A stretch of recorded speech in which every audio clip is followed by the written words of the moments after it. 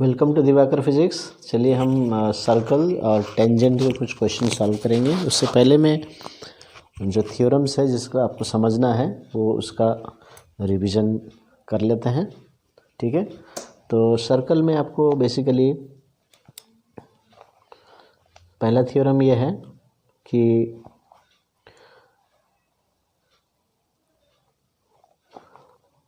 जो रेडियस होता है यहाँ पर और जहाँ से टेंजेंट पास करता है at the point of contact, ठीक है, तो ये 90 डिग्री होता है। तो radius and tangent at the point of contact are perpendicular, तो ये 90 डिग्री होगा। ठीक है, तो जैसे आप यहाँ पर एक क्वेश्चन दे सकते हैं, दो क्वेश्चन मैंने लिख के रखा है। तो ये रेडियस है और ये टेंजेंट है, तो आप श्योर हो जाएंगे कि ये 90 डिग्री होगा। ठीक है, रेडियस और टेंजेंट है ना। जैसे यहाँ पर भी हम देख सकते हैं ये रेडियस है, ये टेंजेंट बनाया हुआ है, तो ये हम 90 डिग्री ले सकते हैं। ठीक है ना, तो ये 90 डिग्री हम ले सकते हैं। तो ये पहला थ्योरम है। दूसरा थ्योरम आपको समझना है, पैटर्न देख लीजिए। थ्योरम का आपको पैटर्न समझना अच्छे से, तो उसको अप्लाई कर सकना है। तो ये आर्क हो गया, तो ये सेंटर हो गया। यहाँ से एक एंगल, इसको बोलते हैं angle subtended by this arc, यानी कि इसके एंड पॉइंट से हम आर्क के एंड से यहाँ एंगल बना रहे हैं। ठीक है, तो ये इसको बोलते हैं ये angle subtended at the centre by an arc. अभी कहाँ से, ये दो एंड पॉइंट्स है। अभी इसी पॉइंट से यदि रिमेनिंग आर्क, देखिए टोटल सर्कल है ना, तो ये रिमेनिंग आर्क हो गया, यानी इस आर्क को छोड़ के ये आर्क में कहीं भी आप एंगल बना लेते हैं इसी दो पॉइंट से, यही दो पॉइंट से याद रखना। तो ये जो होता है इसका हाफ हो जाएगा। अभी मान लीजिए ये 80 डिग्री है, तो ये 40 डिग्री हो जाएगा। तो सेंटर वाला हमेशा डबल होता है।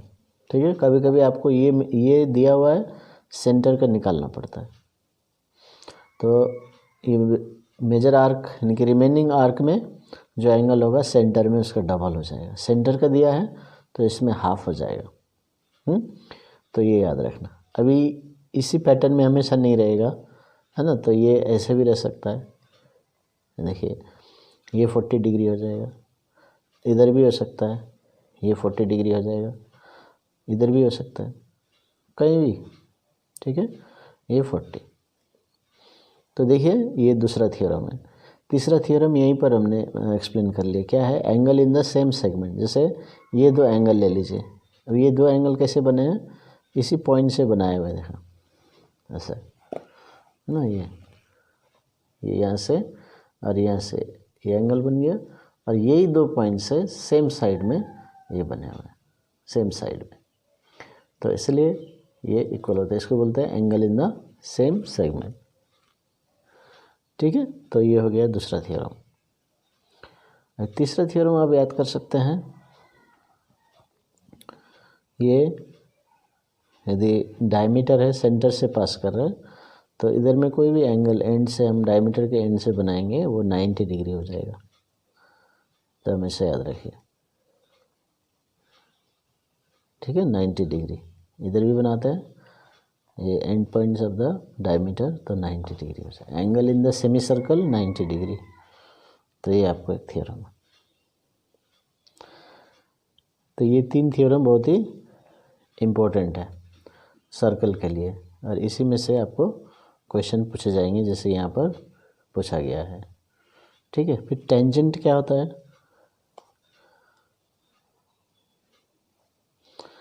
Tangent is a line touching the curve, touching the circle only at one point. तो ये टेंजेंट है। ओके, ये पीटी टेंजेंट है, जैसे मैंने यहाँ पर बताया, tangent touching the circle only at one point. अभी मान लीजिए यहाँ पर मैंने एक कॉर्ड खींचा, टेंजेंट पॉइंट ऑफ कॉन्टैक्ट से, so this tangent makes angle with the chord, मान लीजिए ये इस साइड में एंगल बन रहा है विद द कॉर्ड, ये कॉर्ड है।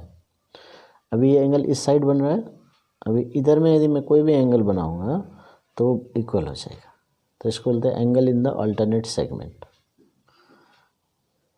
इसमें से भी एक क्वेश्चन आएगा जरूर, ठीक है। जैसे यहाँ पर मैंने क्वेश्चन लिखा है, इसी बेस्ड में हम सॉल्व करेंगे। तो पैटर्न देख लीजिए फिर से, सर्कल, टेंजेंट कहीं भी हो सकता है, इस साइड लिया मैंने, यहाँ भी हो सकता है। तो एक कॉर्ड खींच लीजिए, chord makes an angle with the tangent, pattern देख लीजिए। तो इस साइड वाला एंगल उधर में बनाना अल्टरनेट सेगमेंट, ठीक है। तो ये इक्वल हो जाएगा। अभी मैं इसी को यदि ये कॉर्ड मान के करूँ, है ना, so this cord makes angle this tangent इस दिस साइड। तो इस कॉर्ड से यदि मैं इस साइड में एंगल बनाऊँ तो ये इक्वल हो जाएगा। This angle is equal to this angle, this angle is equal to this angle. तो इसका प्रूफ ज़रूरत नहीं है आईसीएससी में, जस्ट आपको अप्लाई करना है। फिर टेंजेंट का और एक थ्योरम है, tangent from external points. External point से हम दो टेंजेंट खींच सकते हैं सर्कल, ये देखिए, and this tangents will be equal, T A is equal to T B. तो ये दोनों इक्वल होंगे। अभी यहाँ पर if I join this centre the point of contact, points of contact, then ये 90 हो जाएगा ये थ्योरम से।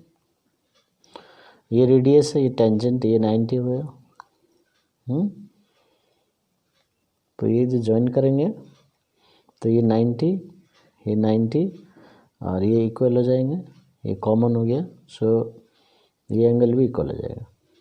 So line joining the centre and the external point will divide this angle equally and tangents are equal, ये 90, ये भी 90।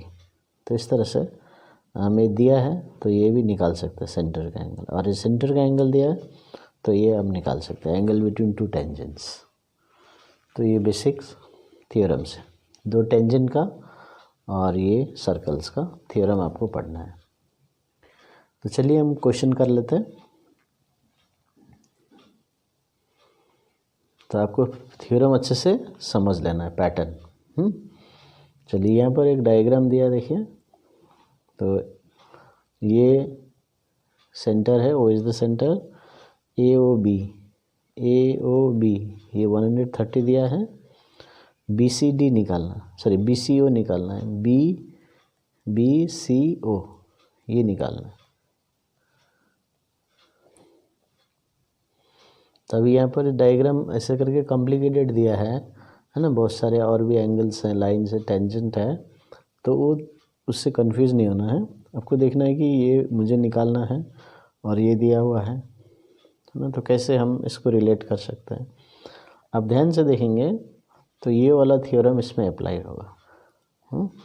और क्योंकि ओ सेंटर है ना, देखिए इस तरह से बन रहा है ये 130। अभी यहाँ से ये एंगल बन रहा है, देखिए बी से बी, ए और सी। तो ये एंगल बन गया by this angle subtended by this arc, इनके ये दो पॉइंट्स है और यही दो पॉइंट से रिमेनिंग आर्क में एंगल बनाया हुआ है।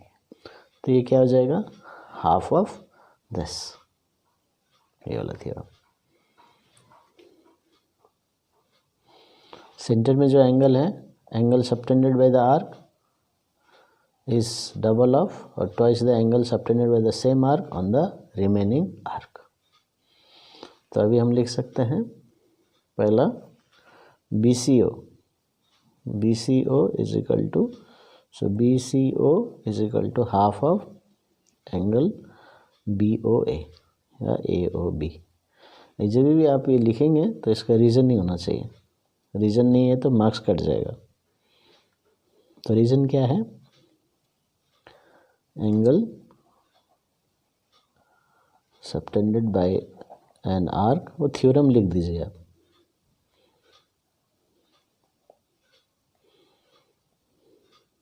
at the center is twice the angle subtended at the remaining arc. Remaining arc. Yeah, angle subtended at the arc is half of the angle subtended at the center by the same arc. ये भी लिख सकते हैं।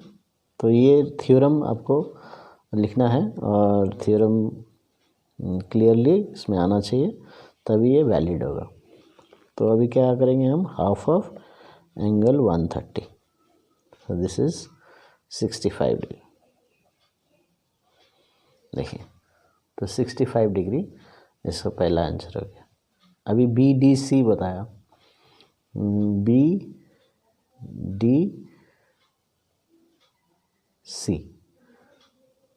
है ना, BDC। तो इसके लिए क्या करना है, आप ध्यान से देखिए, ये जो एंगल है 130, तो ये आप निकाल सकते हैं। कितना निकालेंगे आप एंगल, सेकेंड पार्ट के लिए एंगल BOC कितना हो जाएगा, बोल सकते हैं 180 माइनस 130, तो ये 50 डिग्री हो जाएगा। इसको क्या बोलते हैं, लीनियर पेयर। ये क्या है, एक ही लाइन के ऊपर दो एंगल बनता है, एक स्ट्रेट लाइन के ऊपर, तो वो बोलते हैं लीनियर पेयर। और क्योंकि स्ट्रेट एंगल होता है 180 degree, if we know one then other will be 180 total minus 130। तो ये क्योंकि ये डायमीटर है, दिस इज डायमीटर, तो यहाँ पर ये आप निकाल सकते हैं। तो ये हो गया 50 डिग्री।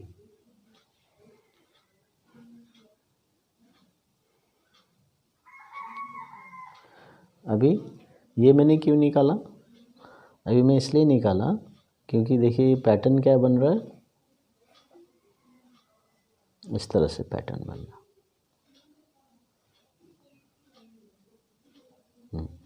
तो ये मैंने निकाल लिया 50, तो ये जो एंगल है ना 50, ये यहाँ से बना हुआ, यानी इस arc, angle subtended by this arc. तो यहाँ से यदि हम ज्वाइन करेंगे तो ये हाफ हो जाएगा, ये तो वही निकालने के लिए। So therefore angle BDC, so BDC is half of angle BOC, therefore नहीं होगा। नाउ अभी यहाँ फिर ये रीजन होगा, तो सेम रीजन यहाँ पर लिखना है, ठीक है। ये पॉइंट आपको यहाँ लिखना है, same thing, same principle, same theorem इसमें लगा रहे हैं।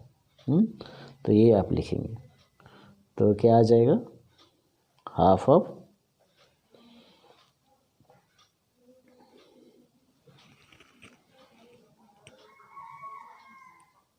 $50, दैट इज 25।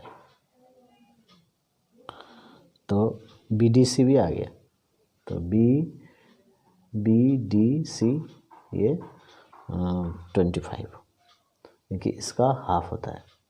तो ऐसे ही जो है अलग अलग साइड से आपको थ्योरम अप्लाई करना है। तो इसलिए यदि आप नहीं सीख पाएंगे, थ्योरम को नहीं समझ पाएंगे बेसिक्स, तो ये बहुत ही डिफ़िकल्ट क्वेश्चंस हो जाएंगे इसमें।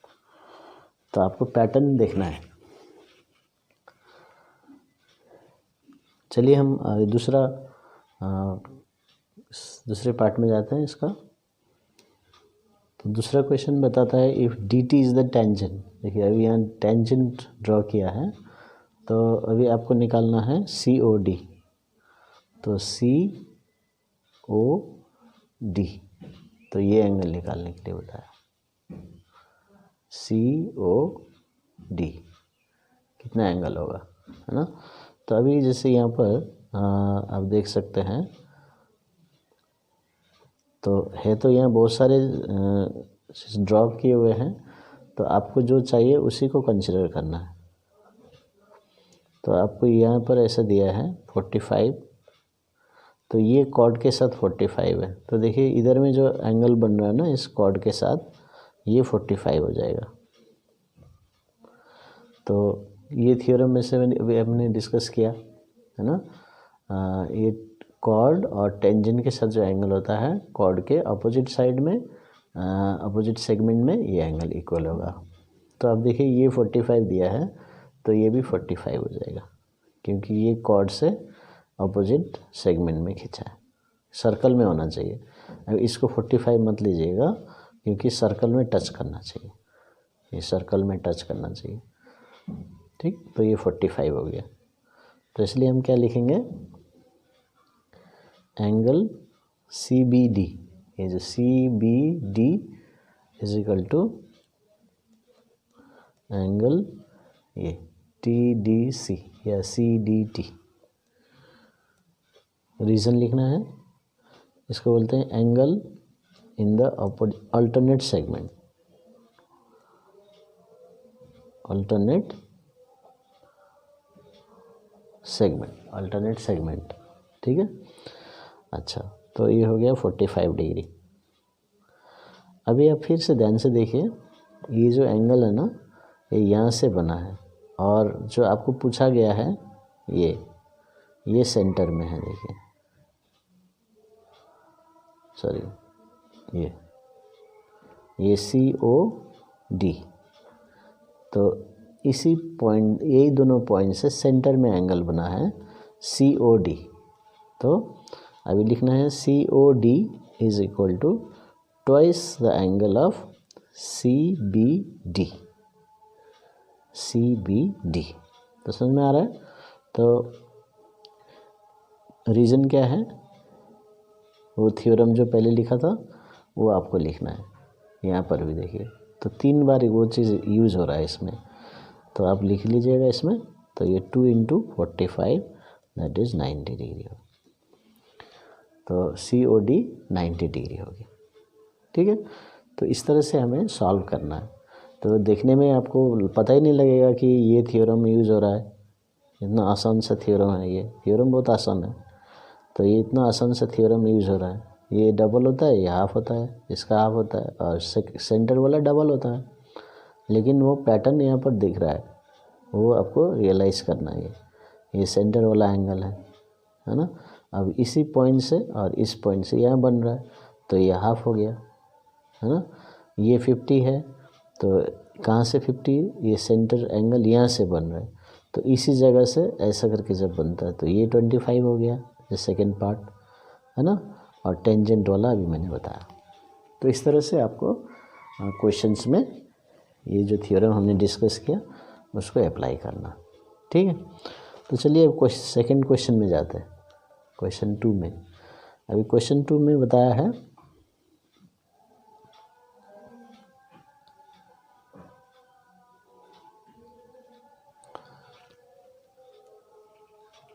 वो is the centre of the circle, यहाँ पर वो is the centre of the circle and AB is the tangent. ये देखिए टेंजेंट है, एंड ये दिया है एंगल, तो आपको BAO यानी कि ये निकालना है, और OEC ये भी निकालना है। तो ऐसे टाइप का क्वेश्चन बहुत इंपॉर्टेंट है, रिसेंटली बहुत बार पूछा गया है, तो आप प्रैक्टिस कीजिए, है ना। तो अभी हम क्या करेंगे, इसमें ये टेंजेंट है और ये क्योंकि सेंटर से पास कर रहा है तो ये रेडियस हम ले सकते हैं, डायमीटर है और ये रेडियस है ना। तो हम डायरेक्टली लिख सकते हैं एंगल DBO या angle ABO is equal to 90 degree. फिर आप रीजन लिखिए, रीजन क्या है, tangent at the point of contact is perpendicular to radius। तो ये 90 डिग्री हो गया, तो देयरफॉर एंगल C निकाल सकते हैं। देखिए अभी ये एंगल जो C है ना, ये निकाल सकते हैं इस ट्राइंगल में। तो यहाँ पर लिख दीजिए इन ट्राइंगल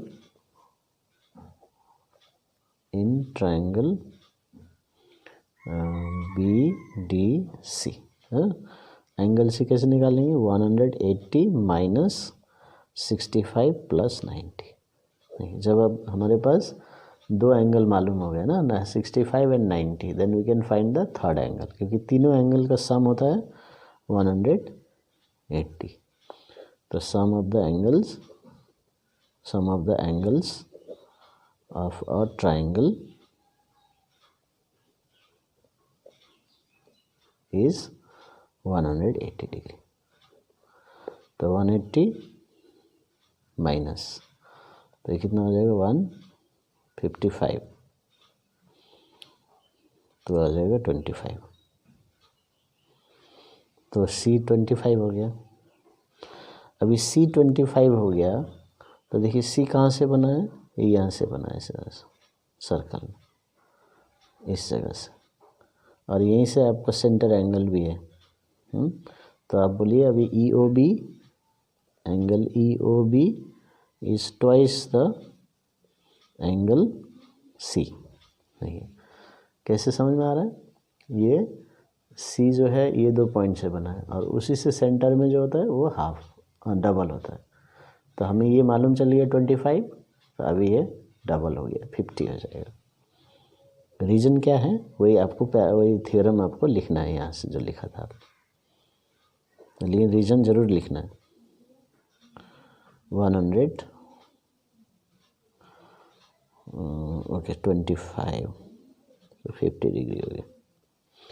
अभी हमारे पास ये एंगल चला है 50, और ये एंगल हमारे पास है ही 90 डिग्री है, हमने पता किया, ये हो गया 50। तो अभी हम ये ट्राइंगल लेके थर्ड एंगल निकाल सकते हैं। So in triangle ABO, angle A is equal to 180 minus 90 plus 50। Reason ये लिखना है, sum of the angles of a triangle is 180 degree.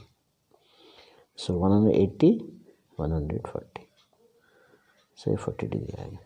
तो एंगल A 40 डिग्री हो गया। समझ में आ गया, ये मिल गया पहला। अभी OEC कितना होना चाहिए,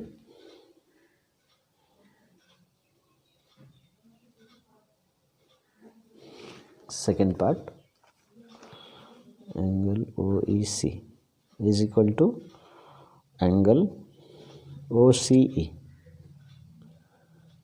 Y, because OE is equal to OC। These are the radius of the same circle. ये रेडियस है, तो ये एंगल और ये एंगल भी इक्वल हो जाएगा, आइसोसेलेस। तो ये भी 25 डिग्री है।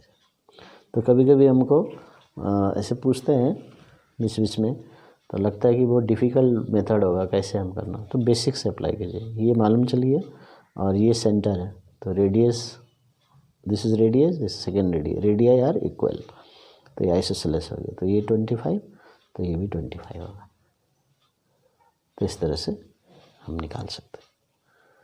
ठीक है, तो इस तरह से आप और भी क्वेश्चंस प्रैक्टिस कीजिए, और क्या करना है, जो थ्योरम है, थ्योरम को अच्छे से पढ़ना है। इसलिए जो इस वीडियो में मैंने शुरू में थ्योरम डिस्कस किया, उसको बार बार देखिए, ताकि आपको वो थ्योरम का पैटर्न आपको मालूम चल जाएगा, फिर आप अप्लाई कर सकते हैं। तो आप यदि कुछ भी रिवाइज नहीं किए हैं, फिर भी आप ये क्वेश्चंस करेंगे, तो आपको एग्ज़ाम में आप सॉल्व कर पाएंगे। ठीक है, थैंक यू।